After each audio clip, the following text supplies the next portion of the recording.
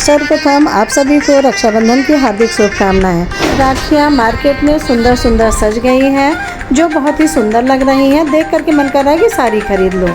मिठाइयों का ढेर देखिए, क्या मिठाइयाँ हैं। यही पहचान हम लोगों को करनी होती है कि हम लोग अच्छी शॉप से लें और शुद्ध लें, जिसमें हेल्थ का ध्यान रखा गया हो। इस प्रकार से मेहंदी के लिए कितनी ज़्यादा भीड़ लगी हुई है और ये लोग भी मुँह मांगी रकम ले रहे हैं। हमने भी हाथ में मेहंदी लगवाया। पत्रकार पुरम चौराहे पे अजय मेहंदी वाले के नाम से इनकी शॉप है, यहीं पे हम मेहंदी लगवाते हैं हमेशा। अब हम लोग रेडी हो करके भाई से मिलने की जो एक मन में प्रसन्नता होती है, अपनी बचपन की यादें होती है, जो वहाँ जा कर के हम लोग तरोताज़ा कर लेते हैं।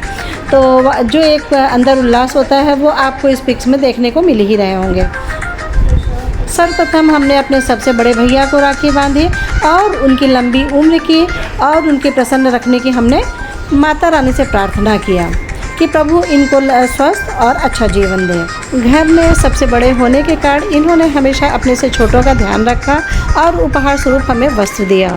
मेरी प्यारी भतीजी से मुलाकात हुई और भतीजियों के रहने पे घर का माहौल बहुत आनंदमय रहता है, बहुत खुशहाल रहता है। इसके पश्चात हमने पिताजी को राखी बांधी जो 95 ईयर्स के, तो लिखा पढ़ी में है।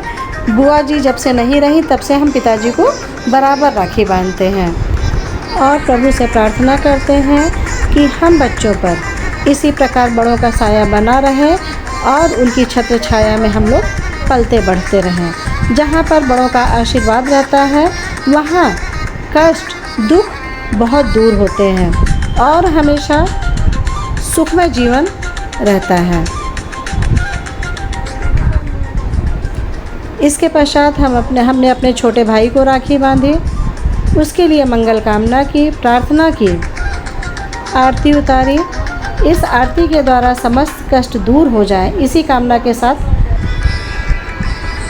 मिठाई खिलाया। अब हमने अपने बीच के भाई को राखी बांधा, मिठाई खिलाया, टीका लगाया और माता रानी से बारंबार उनके स्वास्थ्य के लिए प्रार्थना किया।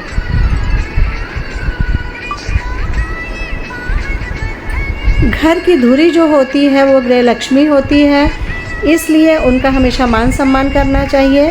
और हमने अपनी भाभी को भी मिठाई खिलाया, राखी बांधा, उनको भी मिठाई खिलाया और उनके घर में खुशियाँ सदैव बनी रहे, इसकी कामना किया।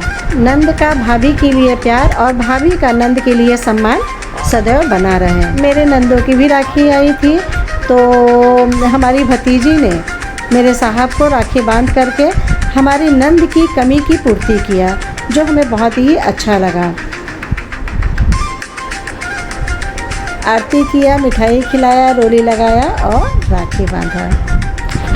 इस प्रकार से बहन की अनुपस्थिति में भतीजी ने ही रंजीत को भी राखी बांधा और मंगल कामना किया।